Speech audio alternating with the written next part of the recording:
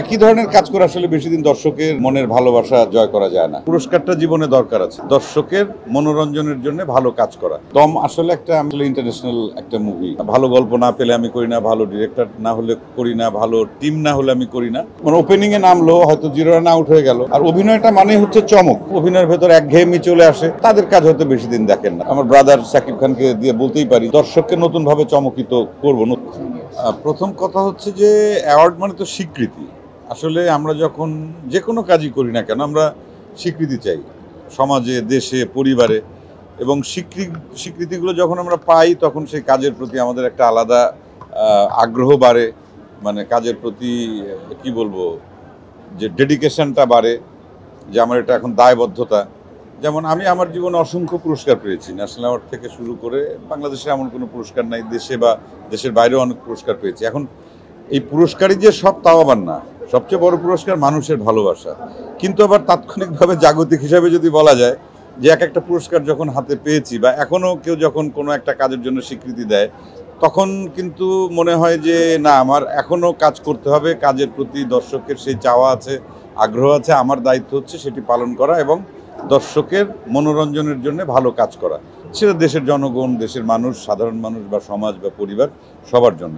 তাই আমি এই পুরস্কারটাকে অনেকে অনেকভাবে বলে, কিন্তু আমি মনে করি যে পুরস্কারটা জীবনে দরকার আছে কাজের প্রতি আগ্রহ বাড়ানোর জন্য, এবং এটা স্বীকৃতি, এবং স্বীকৃতিটা একটা মানুষকে অনেক দূরে এগিয়ে নিয়ে যায়, তার মধ্যে অনেক স্পিড, গতি তৈরি করে। একদম, আমি এখানে যারা উপস্থিত আছেন, মানে প্রত্যেক সাংবাদিক ভাই বোনদেরকে আমি অনেক কৃতজ্ঞতা এবং ভালোবাসা জানাই। কারণ দমের যেদিন অ্যানাউন্সমেন্ট হলো, যেদিন আর কি মানে মহরত অনুষ্ঠান, সেদিন আপনাদের উপস্থিতি এবং তার পরবর্তীতে আমি 4-5 দিন ধরে সোশ্যাল মিডিয়াতে যেটা দেখলাম, যে এতটা প্রচার করা, এবং এই যে দেশীয় গল্প, দেশের আমাদের মানে বাংলাদেশের গল্প, আমাদের সময়কে, আমাদের দেশকে তুলে ধরবে আন্তর্জাতিক অঙ্গনে। কারণ দম আসলে একটা, আমি যতটুকু বুঝতে পারছি, এটি একটি আসলে ইন্টারন্যাশনাল একটা মুভি। মানে এই গল্পটি শুধুমাত্র যে বাংলাদেশের দর্শকের কাছে সীমাবদ্ধ থাকবে, নট দ্যাট। এটা আন্তর্জাতিকভাবে ছড়িয়ে পড়ার মতো সেই সম্ভাবনা আছে এই ছবির গল্পে।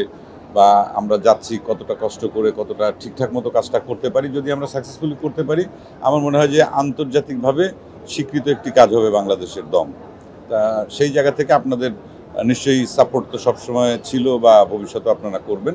তা আমি খুবই আশাবাদী, এবং আমি নর্মালি খুব বেশি কাজ করি না, এটা দর্শক খুব ভালো করেই জানেন। আমি 1-2 বছর পর পর সিনেমাতে অভিনয় করি। ভালো গল্প না পেলে আমি করি না, ভালো ডিরেক্টর না হলে করি না, ভালো টিম না হলে আমি করি না। এটা হচ্ছে ব্যক্তিগতভাবে আমার নিজের রুচি বা নিজের চাওয়া, বা আমি কী করতে চাই, বা দর্শকের কাছে আমি কিভাবে পৌঁছাতে চাই। তো সেই জায়গা থেকে আমি আপনাদের মাধ্যমে দর্শকদেরকে বলতে চাই যে দম একটি ভালো সিনেমা হবে। আমরা সেটার পেছনে এখন সবাই পরিশ্রম করছি, এবং এটা যদি সাকসেসফুলি আমরা শেষ করতে পারি, তাহলে তখন আপনারা সিনেমা হলে সেই ছবিটি দেখবেন, আপনাদের ভালো লাগবে, এবং আপনারা আশাভঙ্গ হবেন না, একটু কথা দিতে পারি। দর্শকের এটা মনেই হতে পারে যে কে জিতবে, কে হারবে, কে ভালো করবে, কে খারাপ করবে। আসলে ব্যাপারটা হচ্ছে যে একটা সিনেমাতে অনেকগুলো চরিত্র থাকে, প্রত্যেকটা চরিত্রের গুরুত্ব আসলে আলাদা, এবং চরিত্রগুলো আলাদা, এবং এক একটা চরিত্রের জন্য এক একজন অভিনেতা বা অভিনেত্রীকে কাস্টিং করা হয়।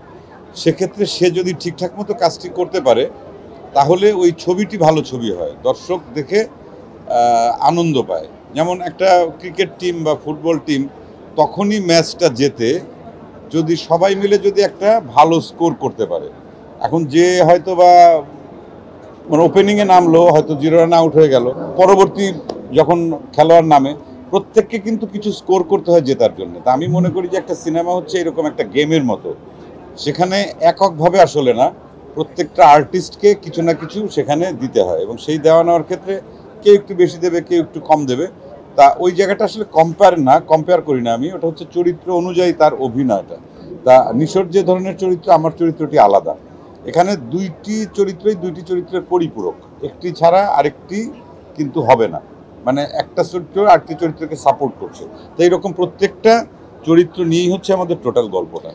না, প্রথম কথা হচ্ছে যে একজন অভিনেতাকে দীর্ঘদিন যদি ইন্ডাস্ট্রিতে সে কাজ করতে চায়, সেটা টেলিভিশন হোক, ওটিটি হোক, এখন তো মাধ্যম অনেক, সিনেমা, আর আমরা তো তারও আগে মঞ্চে থেকে কাজ করেছি অনেক দিন।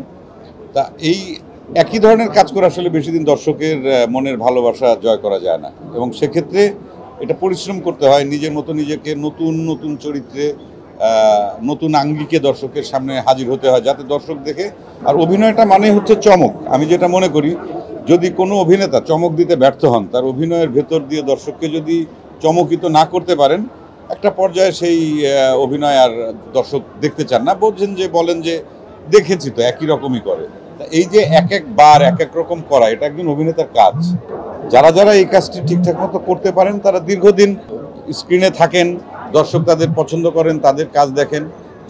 যাদের অভিনয়ের ভেতর একঘেয়েমি চলে আসে, তাদের কাজ হয়তো বেশি দিন দেখেন না। তা আমরা চেষ্টা করি, বা এই মুহূর্তে ইন্ডাস্ট্রিতে যারা আছেন, এর মধ্যে একজন বড় উদাহরণ তো আমি আমার ব্রাদার শাকিব খানকে দিয়ে বলতেই পারি, যে তার নতুন নতুন যে রূপে আবার নতুন নতুন করে রেকর্ড করা, আবির্ভূত হওয়া। তো এই জায়গা থেকে আমরা আমাদের মতো করে চেষ্টা করছি, নিশোর মতো করে চেষ্টা করি সবাই, মোশাররফ বা যারা আমরা রেগুলার এখন কাজ করি, প্রত্যেকেরই কিন্তু একটা ডাইমেনশন বের করার জন্য নতুন নতুন ডাইমেনশন। কারণ আমাদের অভিনয় কিন্তু প্রায় যদি ধরি, আমাদের প্রায় 30 বছরের কাছাকাছি, বা কারো 30 বছরের বেশি সময় ধরে আমরা অভিনয় করছি।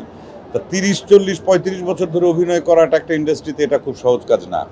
তা এতদিন ধরে কেউ যদি আমাদের দেখে থাকে বা এখনো দেখতে চান, বা ভবিষ্যতে যদি আরো দেখেন, তাহলে প্রথমত হচ্ছে আমরা উই আর ব্লেসড, এবং সেই সাথে আমরা যে পরিশ্রমটা করি দর্শকের কাছে হয়তো সেটা ভালো লাগে, সেই জন্য দর্শক দীর্ঘদিন ধরে আমাদেরকে সহ্য করছেন।